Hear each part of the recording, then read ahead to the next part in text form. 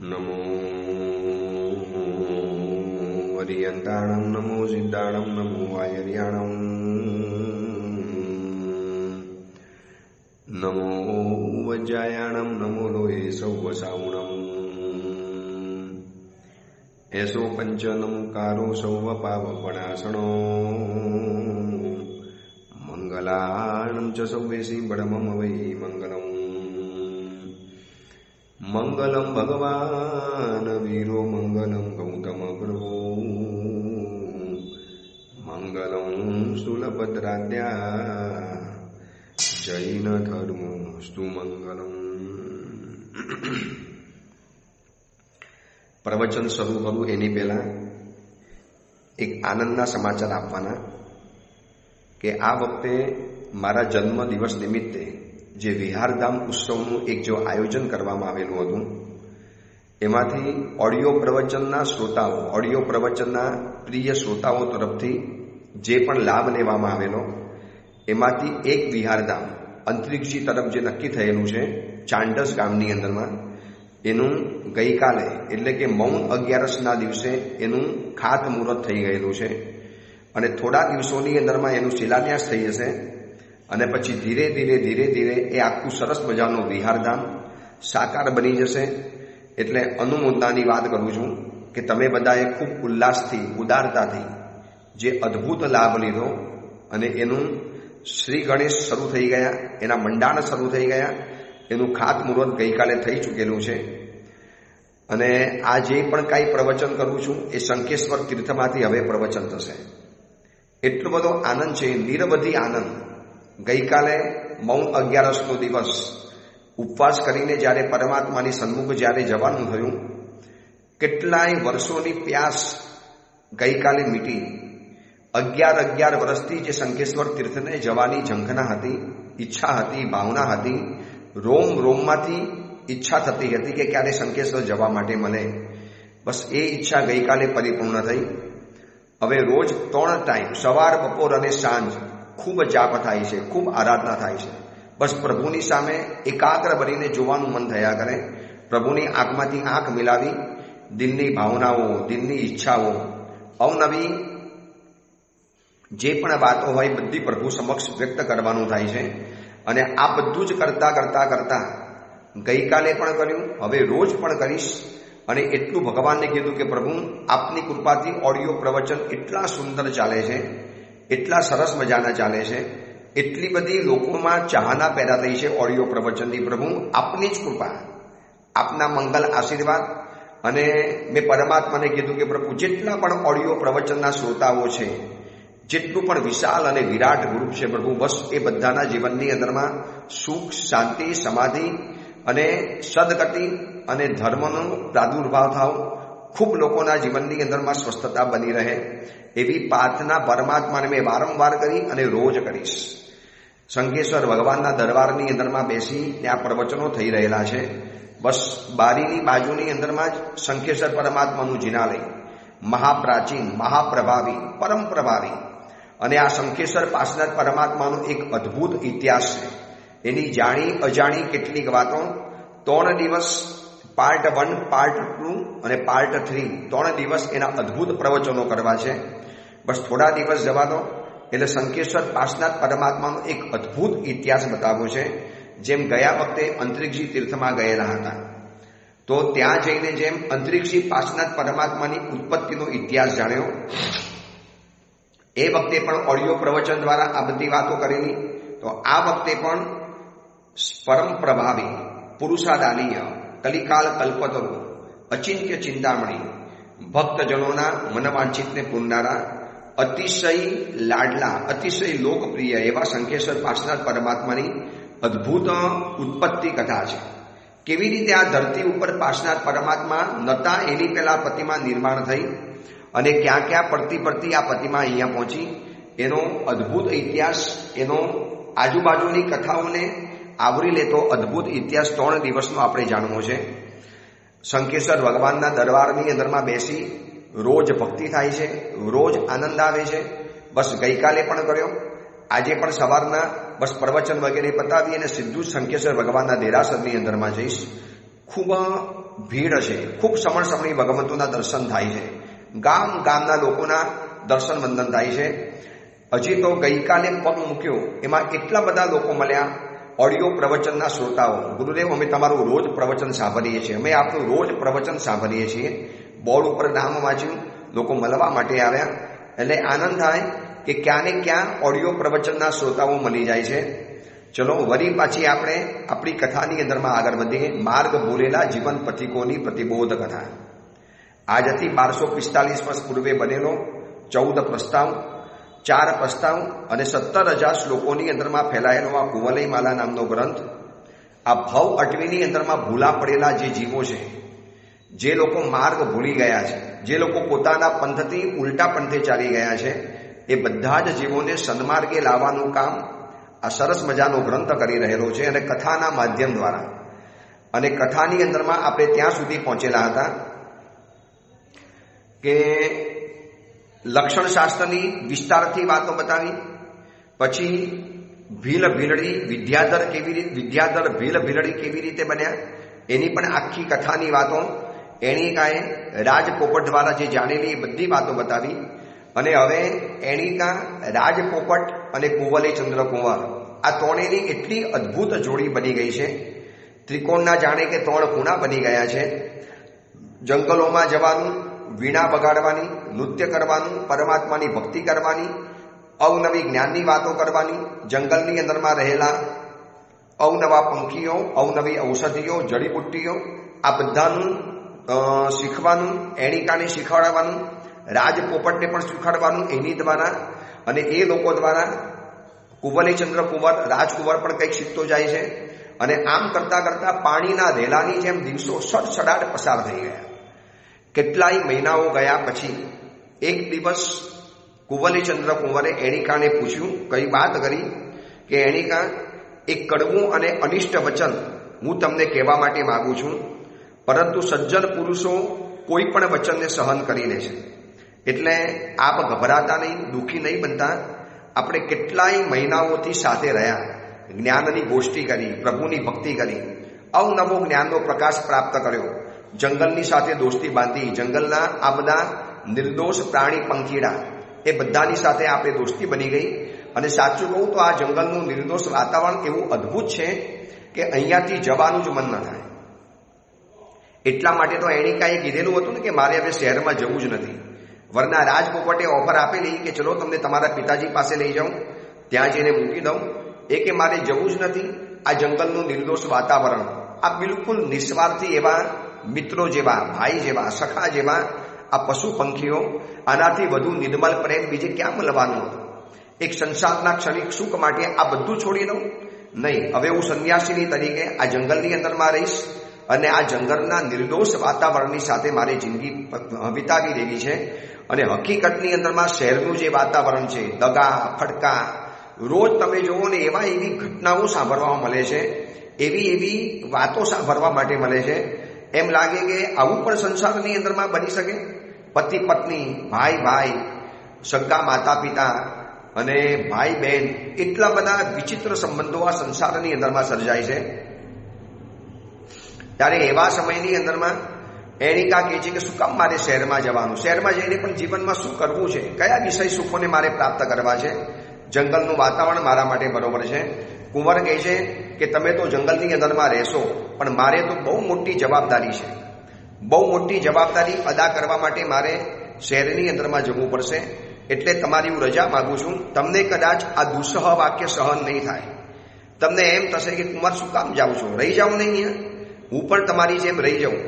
પણ મારે પણ એક અતિશય મહત્વનું કામ આવેલું છે. એટલે દક્ષિણ પથની અંદરમાં મારે જવું પડે એમ છે. છેક સમુદ્ર સુધી મારે જવાનું છે. એટલે અત્યંત નિષ્ઠુર એવી વાત છે. મને કહેતા પણ શરમ આવે છે, પણ શું કરું? કયા વગર મારે ચાલે એમ નથી. અને મારે આ વાત તમારી સમક્ષ રજૂ કરવી પડે એમ છે. જ્યારે રાજકુંવરે જવાની જ્યારે વાત રજૂ કરી અને એણીકાની નિર્દોષ પારેવડા જેવી ભોરી આંખોમાંથી આંસુ પડવા મળ્યા.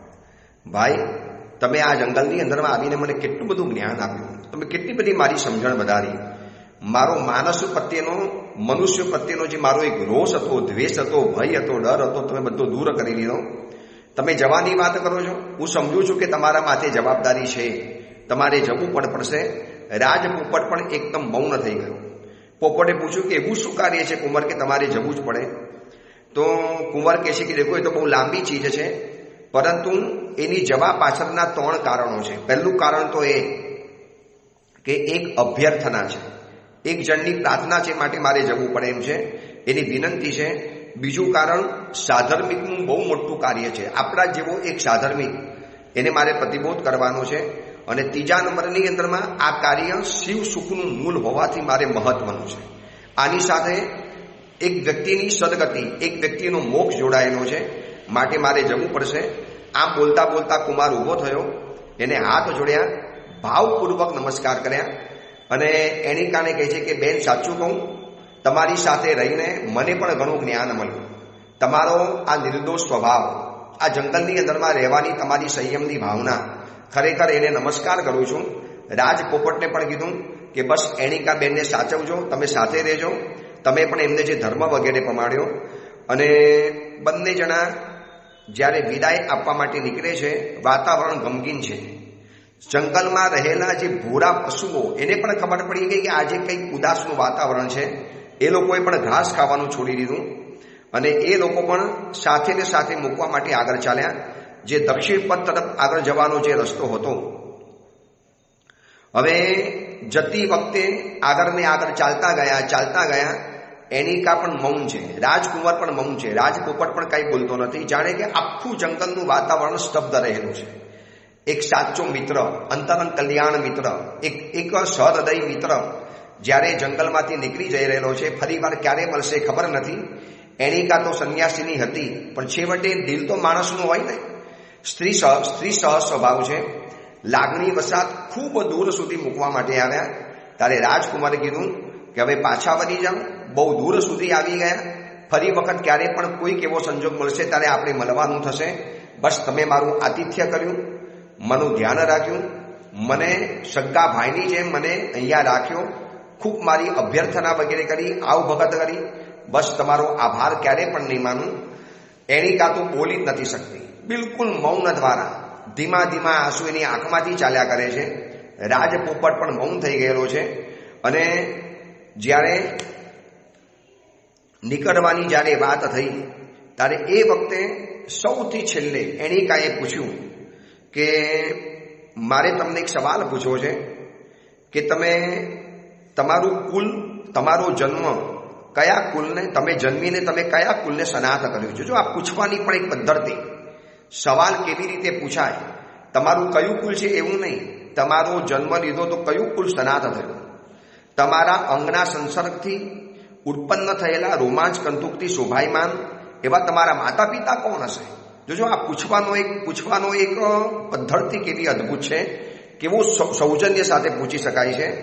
વળી સકલ લોકના સૌભાગ્યનું સાગરનું મંથન કરવાથી ઉત્પન્ન થયેલા અમૃતના રસ સમાન અને એવા બિંદુઓથી ઘડાયેલા તમારા નામના અક્ષરો કહેલા છે.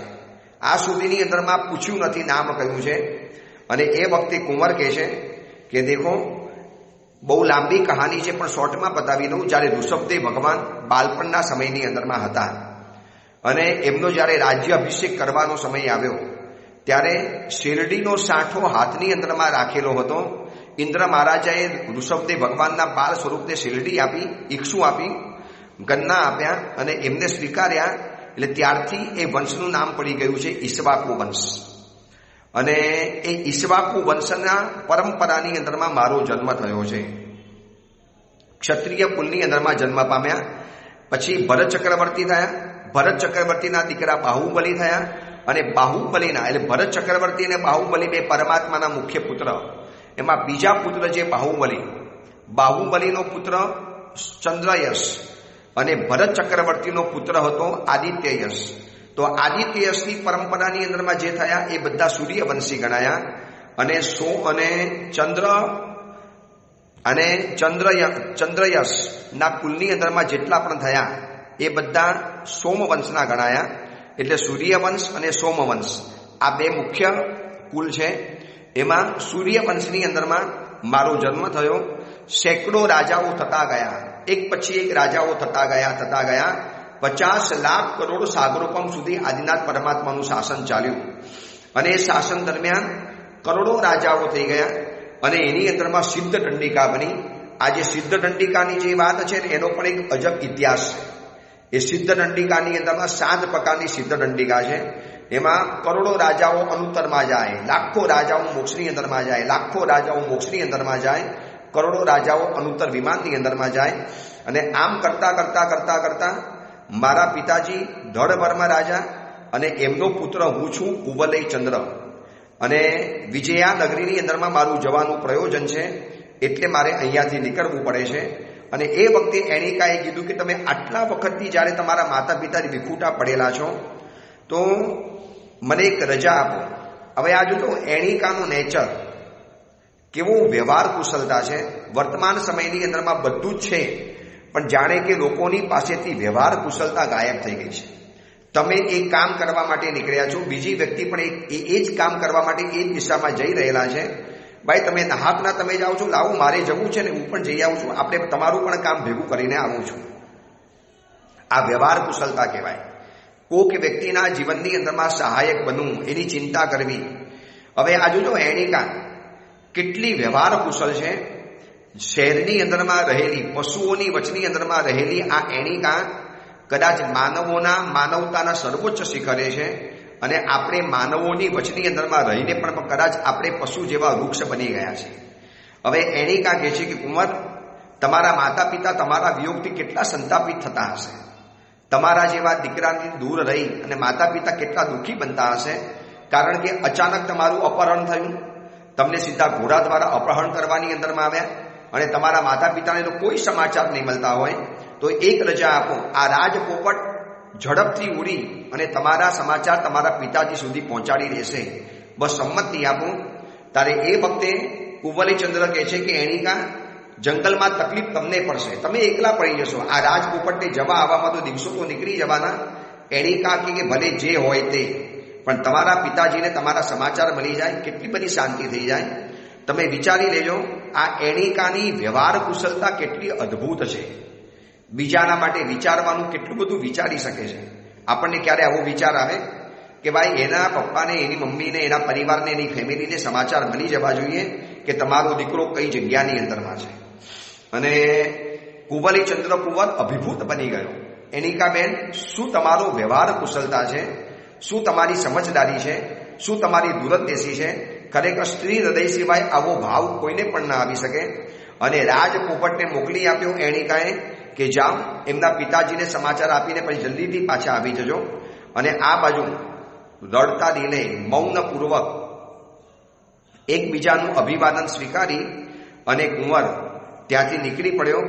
અનેક પર્વતો, નદીઓ, જંગલો આ બધાને વટાવતા આખી વિંધ્યાચલ અટવીને પાસ કરી દીધી. વિંધ્યાચલનું જે આખું ફેલાયેલું જંગલ એને ક્રોસ કરી દીધું. કદાચ તમને ખબર હશે કે હિન્દુસ્તાનની અંદરમાં 2 પર્વતમાલા ખૂબ ચાલે છે, એક તો વિંધ્યાટવી અને બીજા નંબરની અંદરમાં સહ્યાદ્રી પર્વત. આજે કેટલાય તીર્થો આપણા સહ્યાદ્રી પર્વત ઉપર રહેલા છે, કેટલાય હિલ સ્ટેશનો સહ્યાદ્રી પર્વત ઉપર રહેલા છે.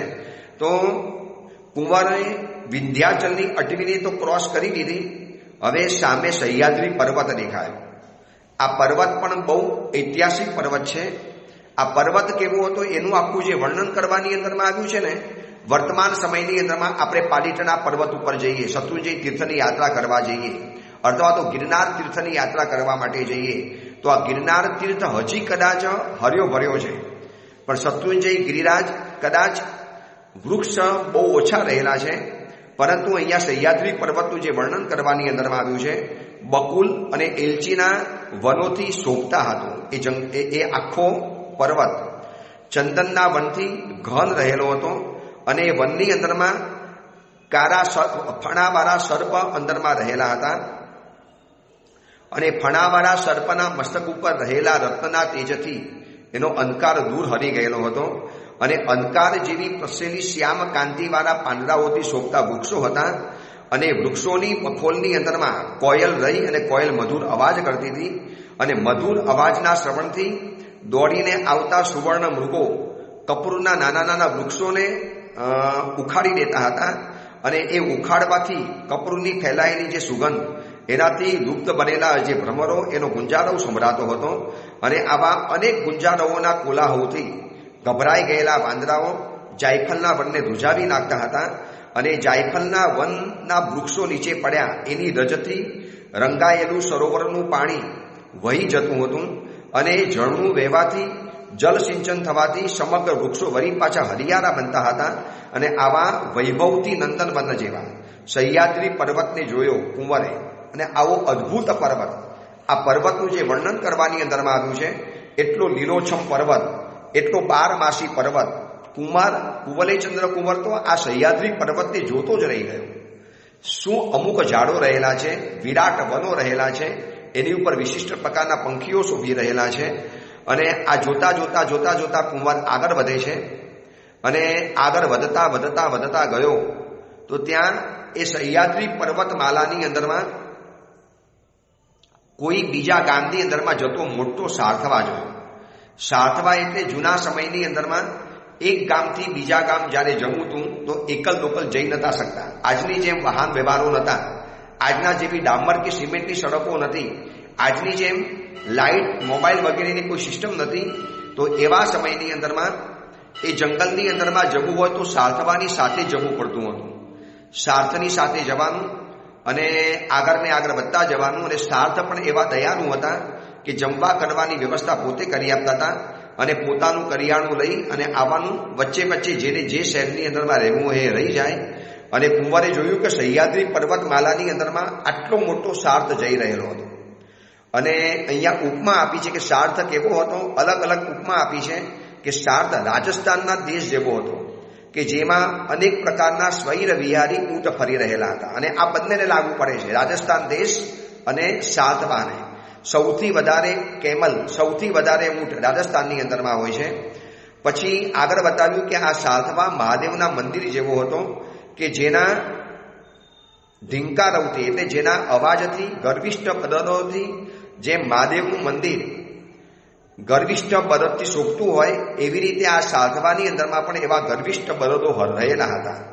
પછી આ સાર્થવા રાવણના રાજા જેવો છે, રાવણના રાજ્ય જેવો કે જેમ રાવણના રાજ્યની અંદરમાં ખર અને દૂષણો હતા એવી રીતે અહીંયા પણ ભારે ખર એટલે સંસ્કૃતની અંદરમાં ખરનો મતલબ થાય છે ગધેડા.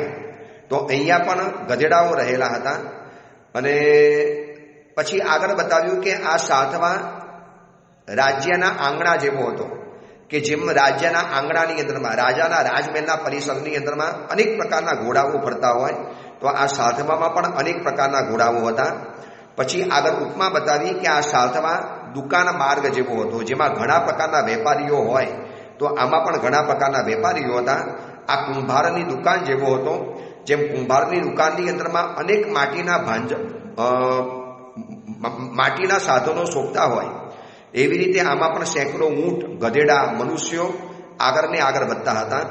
અને આવો સાર્થવા જ્યારે દેખાયો, સાર્થને જોઈને કુમારે એક પુરુષને પૂછ્યું, એ સાર્થવાની અંદરમાં રહેલા ભાઈને, કે ભાઈ આ સાર્થ ક્યાંથી આવે છે અને ક્યાં જવાનો છે? એ પુરુષે કીધું કે ભાઈ આ સાર્થવા તો છેક વિંધ્યાનગરમાંથી આવે છે, વિંધ્યાચલની અટવીમાંથી પસાર થતો અહીંયા આવ્યો છે અને કંચીપુરી જવાનું છે. તો એને પૂછ્યું કે વિજયાનગરી ક્યાં આવી? તો એને કીધું કે દક્ષિણ સમુદ્રના કિનારે ઉપર આવેલી વિજયાનગરી છે, એ તો બહુ દૂર રહેલી છે, એટલી બધી દૂર છે. ત્યારે કુમારે વિચાર્યું કે આટલે દૂર જવું છે તો થોડો ઘણો જો સથવારો મળતો હોય સાર્થ, ચલો ને એની સાથે જ થઈ જાઉં તો સારું પણ પડશે, સાર્થવાની સોબર પણ મળી જશે અને એકલા જવાનું નીકળી જશે. કારણ કે કેટલાય મહિનાઓથી એકલું જ મુસાફરી કરું છું, ચલો એમની સાથે પણ મુસાફરી કરું. એટલે કુવલેચંદ્ર કુંવર, સાર્થવાનો જે મુખ્ય કેપ્ટન, મુખ્ય સાર્થ, મુખ્ય શ્રેષ્ઠી, એને મળવા માટે ગયા. પરમિશન તો લેવી પડે. અને એમને નમસ્કાર કર્યા, અભિવાદન કર્યું. એનો વિનય, એનું ઔચિત્ય, એની સૌજન્યતા જોઈ અને સાર્થવા પણ ચોંકી ગયા. અને એમાં કુંવરની જે શરીરની પર્સનાલિટી, એની જે શરીરની પ્રતિભા, ગૌરવર્ણ, કારા ઘેગુર વાળ, ખભા સુધી લટકેલા મોટા મોટા ઝુલફા, વિશાળ આંખો અને ભરાવદાર શરીર, અદ્ભુત ચમકતું લલાટ, આંખોની અંદરમાં રહેલું તેજ, અણિયારી નાસિકા, દ્રઢતા ભરેલી હોડ પછી અને વિશાળ બાહુઓ, આજાન બાહુ શરીર, આ જોયા પછી સાધવાને કુબલેચંદ્ર કુંવર પૂછે છે, અગર આપની આજ્ઞા હોય, અગર આપની સંમતિ હોય તો હું તમારી સાથે આ જંગલની અંદરમાં મુસાફરી કરવા માટે આવી શકું? આમ પણ મારે જવું છે દક્ષિણ પથમાં વિજયાનગરીની અંદરમાં. સાધવાએ જોયું કે આ તો બહુ ઉત્તમ પુરુષ લાગે છે અને આ ઉત્તમ પુરુષની વિનય વિવેકની ખાસિયત જુઓ, કેટલા બધા અદ્ભુત વિનય વિવેકથી વાત કરે છે. એમને કીધું કે તમારા જેવા ઉત્તમ પુરુષો મારા સાથની અંદરમાં જોડાય તો મારા સાથની શોભા વધી જશે.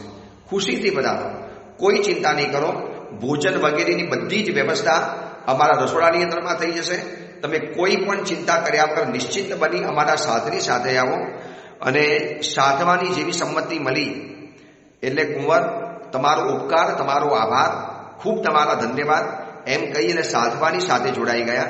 સાર્થ સહ્યાદ્રી પર્વતમાલાની અંદરમાં આગળ ને આગળ વધતો જાય છે. બરોબર સહ્યાદ્રી પર્વતની મોટી અટવીના મધ્ય ભાગમાં સાર્થ પહોંચ્યો અને ત્યાં એક મોટું જલાશય અને જલાશયના એક મોટા ખુલ્લા મેદાનની અંદરમાં સાર્થે પડાવ નાખ્યો. જૂના કાળની અંદરમાં આખી સિસ્ટમ અલગ હતી. આજે તો કેવું છે, ગાડી અને વાહન વ્યવહારો થઈ ગયા.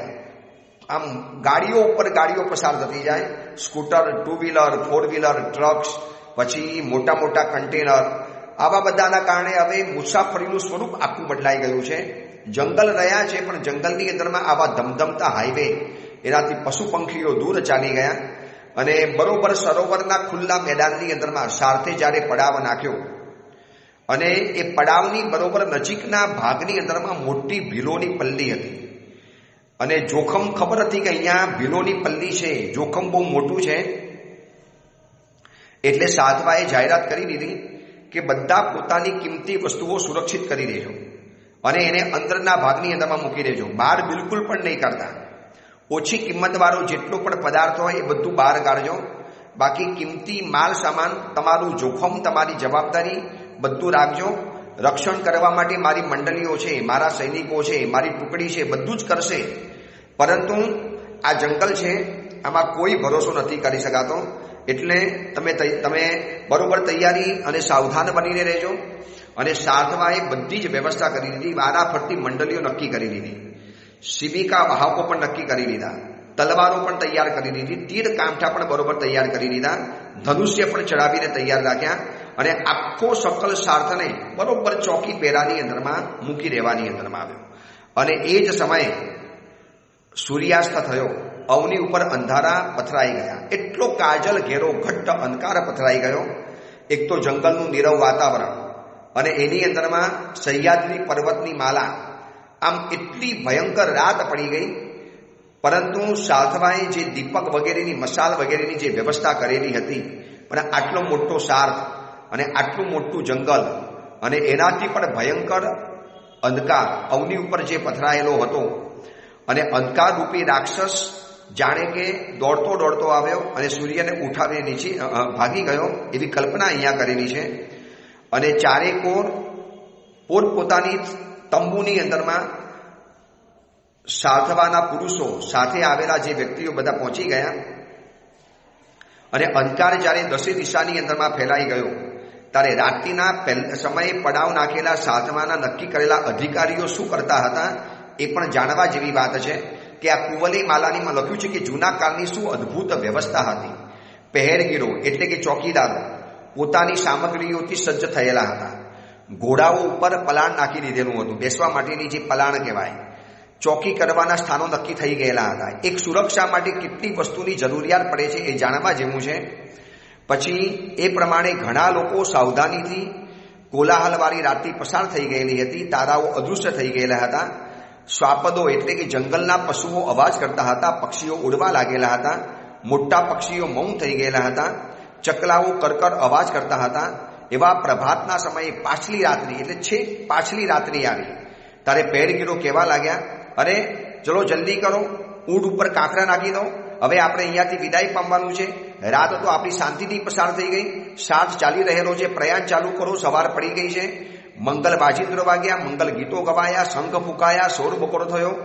લોકો ઉઠીને તૈયારી કરવા લાગ્યા અને એવા સમયની અંદરમાં અરે ભાઈ જલ્દી ઉઠો, ઊંટને તૈયાર કરો, ગધેડા ઉપર બધો સામાન નાખી દો, અંદર ઉપકરણો ભરો, તંબુઓ સંકેલો, ચલો માછડા લઈ લો, માલ સામાન ચડાવી દો, ચીજ વસ્તુઓ ગોઠવી દો, ચલો ઘોડાઓને સજ્જ કરી લો, ખચ્ચરોને પલાણો, બદદોને બેઠા કરો.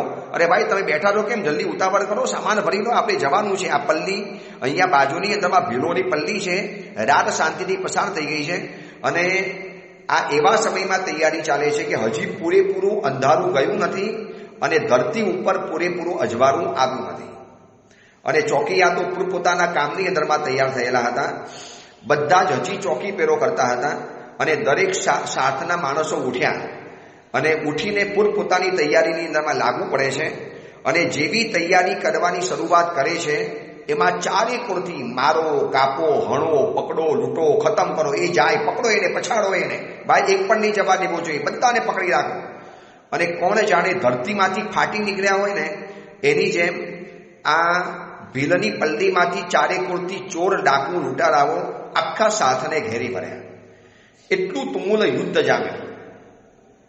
બાણોની વર્ષાઓ થવા મળી, તલવારોના ખણી અવાજો થવા મળ્યા, એકબીજા સમજ ભાલાઓ ફેંકાવા મળ્યા, બરછીઓ ફેંકાવા મળી અને ઘડીક પહેલા તૈયારી સાથેનો આખો સાથવા વેર વિખેર થઈ ગયો.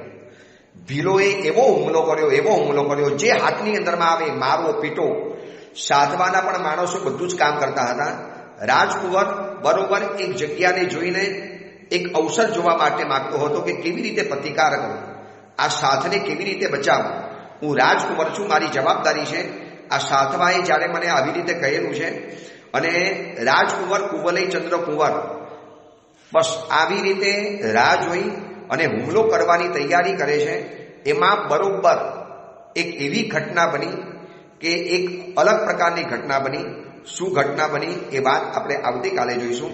એ જ મંગલ કામના, મંગલ ભાવના. જેના આજ્ઞા વિરુદ્ધ કાંઈ પણ બોલાયું હોય તો મિચ્છામિ દુક્કડમ.